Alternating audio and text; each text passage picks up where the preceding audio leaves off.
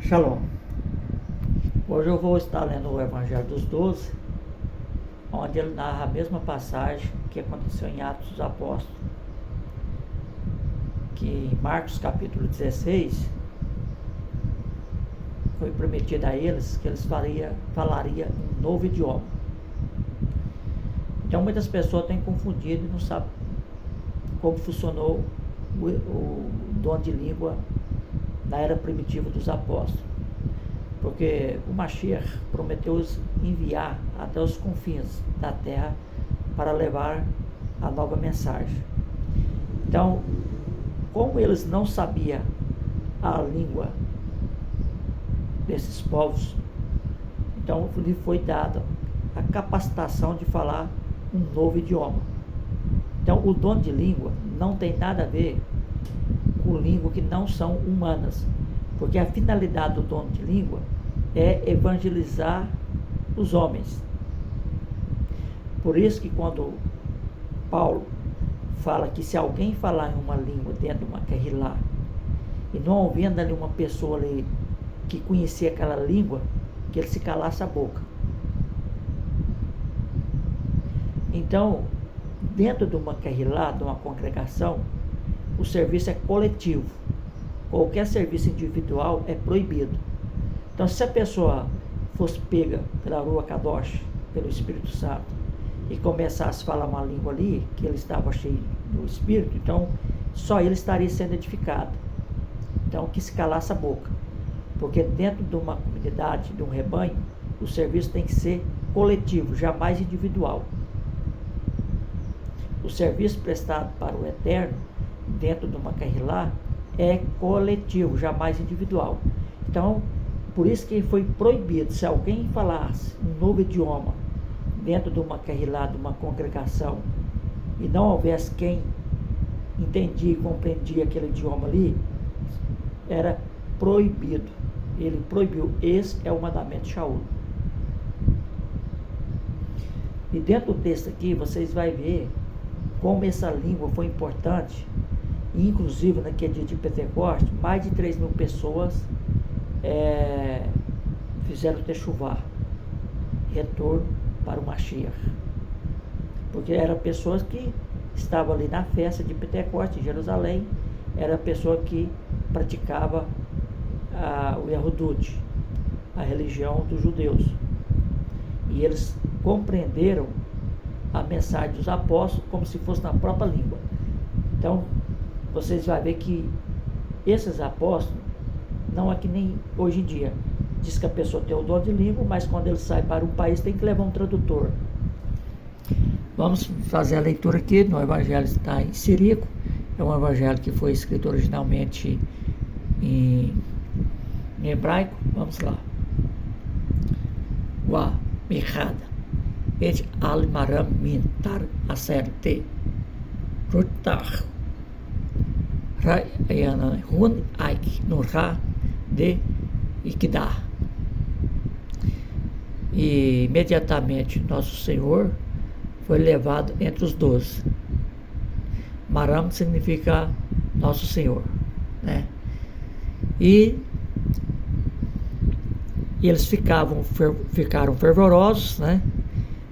E foi-lhe dado a eles, sobre cada um deles, uma língua. Então eles ficaram fervorosos. A palavra nurá foi traduzida como fervor, que queima, porque a palavra nurá tanto significa fogo como luz. Então aqui vem aqui, ó, wat e heb, que é do verbo yoheb, né, que significa amar, dar, doar, que é a palavra utilizada para amor, e tanto na língua semita, que não tem nada a ver com esse amor do grego.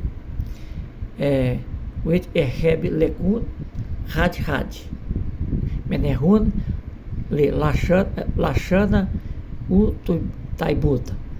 Então aqui diz aqui, ó, e foi-lhe dada sobre cada um deles uma língua e graça. Lachana significa idioma. Taibuta significa graça. Wa Mel Amhun Shimon Ebraide. E Simão passou a falar em hebraico. Peraí, mas Simão não era judeu? É porque o hebraico aqui, na realidade, era o dialeto do sul de Jerusalém, a língua de Judá. Então, você vê isso muito na Peshitta, muitas vezes traduzindo um dialeto do sul para o norte. E muitas vezes você vê um traduzindo o dialeto do norte para o sul. Era muito normal, comum. Então, existiam seus dialetos locais, regionais, né? E aqui diz que o Andreus Felestite. Aqui diz que André passou a falar a língua dos filisteus. O A Filipos, Taíte. Aqui diz que Felipe falou a língua copta. Aqui porque está no plural, mas se você ler até aqui, ó, você vai ver, ó, a copta, tá vendo? Ó? Então, se você tirar aqui o A, o Aleph, e tirar o Yud para frente, você vai ver aqui, ó, copta, tá vendo? Ó? A coptaíte. Então, Felipe falou a língua copta. Eu traduzi como língua do Egito, porque a língua era falada realmente no Egito, essa língua copta. Ela era uma língua semita, usava o alfabeto grego, mas tinha letra ali que tinha já, no caso que no grego não tinha o shin, no copta já pronunciava o chiado do shin. O Bartumai Alanite. Então aqui diz que filho de Tumai, né, Bartolomeu, que vocês conhecem, falou Alameda.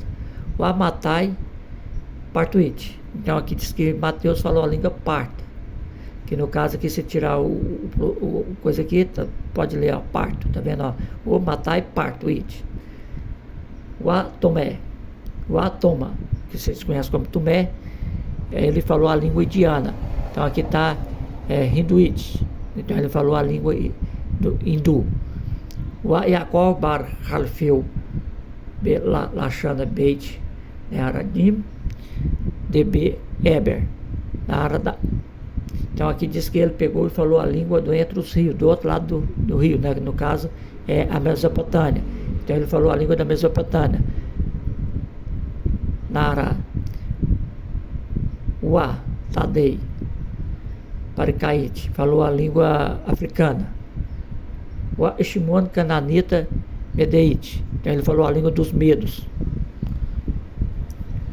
Ua, Matia, Belachana, de Pars.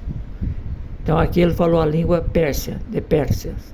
Então aqui Matias, que é o xará de Mateus, simplesmente uma variante, que todos os dois têm o mesmo significado. No caso, por que Matias aparece aqui? Porque ele esteve desde a chegada do Mashiach, desde a sua partida. Pode ler Atos Shelihim dos Apóstolos, em capítulo 1, verso 21, 22, diz que aquele que foi escolhido para substituir Judas tinha que ser uma pessoa que esteve desde quando o Mashiach chegou entre eles, desde a sua partida, certo? Vamos lá. Hanun Yada Hawa Medem de Melelin, Kornasha Lashana de Harbri. E eles, né, no caso aqui, conheceu, e Yadá vem do verbo conhecer, né? Então eles conheceu todas essas palavras, Medem, de todo homem, como a língua do seu companheiro, do seu amigo. É por isso que naquele dia mais de 3.000 pessoas foram batizadas, porque quando, aqui no caso, Yohanan falou grego, então ali havia grego que se converteu, né? Então ali havia pessoa, quando Felipe falou em copta, do Egito, também se converteu. E, embora essas pessoas estavam na festa, já era pessoa que conhecia a Torá e conhecia os profetas. Então quando eles receberam sua mensagem, com certeza eles compreenderam na sua língua materna. E, então houve essa facilidade. É para isso que serve o dom de língua, certo? Então aqui diz que Tomai falou a Lamita. Aqui vemos que cada língua que foram dadas a eles justamente era para se cumprir a mensagem que o Mashiach falou, e eles compreenderam a partir dali para que então foi prometido esse dom de língua para eles. Foi esse o significado, e né, a partir daquele dia eles compreenderam, então ali eles passaram também depois levar a mensagem aos confins da terra, porque recebendo o dom, mesmo eles sendo pessoa que não falava essa língua materna, mas como eles receberam o dom, então aí eles tirar aquela dúvida. Mas como nós vamos levar o evangelho às nações que nós nem falamos essa língua? Mas aqui no dia se cumpriu, eles nesse dia entenderam que eles estariam prontos para levar o evangelho aos confins das nações. Então esse é a utilização do dom de língua, não como hoje, que as pessoas ficam falando, não há ninguém que interpreta, ninguém cala a boca. Ou seja, o dom não tem serventia dentro da comunidade onde todos falam a mesma língua. Não tem serventia. O dom de língua, a serventia dele é para evangelizar o estrangeiro, ou seja, aquela pessoa que não fala a nossa língua. Esse é o significado e para a utilização do dom. Shalom, Leritra Odzi.